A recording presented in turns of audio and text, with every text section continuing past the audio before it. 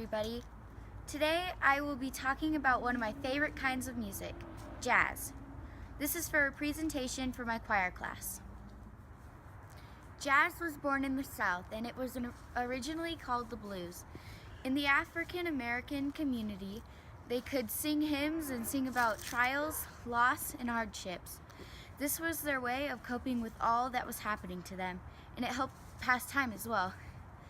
There are many African slaves in the time period of jazz. They would sing jazz while they were working on plantations and while they were doing labor. These slaves brought jazz to the world. I will also tell some of the elements of music that make jazz stand out more than other music. One of them is the melody. This is the tune of a jazz song. This element is what helps you remember a particular part of the song. The melody of jazz is repetitive and easier for us to remember and sing. This is one of the things that made it stand out to me today and the world of the jazz time period. Another one of them is the rhythm. This makes up the heartbeat of any song.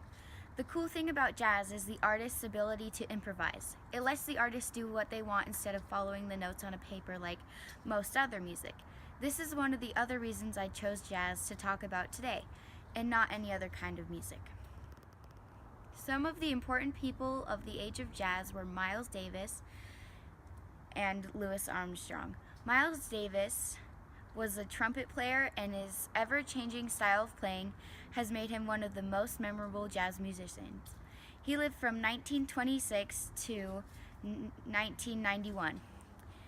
Louis Armstrong was known for being a trumpet player, singer, soloist, film star, and comedian.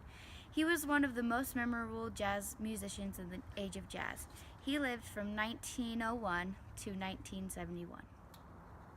Now I will tell you about some of the most interesting and important events that happened in this time period. In 1921, the first Miss America contest was held. In 1923, the first network radio broadcasting occurs in the U.S. In 1925, electrical recordings were introduced. In 1926, the first television was introduced to the world. And in 1929, the first Academy Awards were held in Hollywood. Lastly, I will answer 3 more questions. Are we still singing this music today? Yes, we have jazz singers and songwriters today, like Peter Concocti, Matt Dusk, and Michael Bublé, just to name a few. Another question is, why do we still sing this? We sing it today because we love the beat and being able to improvise and not having to worry about hitting all the right notes. You can just sing about any pain or sorrow in your life and just sing it out. Last question is, why did I think jazz would stand the test of time? The answer is, I think it will stand the test of time because it's easy to remember the melody of jazz songs. Also, because it's easy to sing. You just have to sing about a trial and then let the notes take over. That's all I have to talk about for jazz. Thanks for watching. These are some of the sites I used.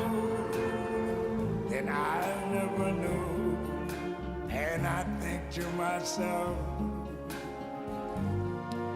what a wonderful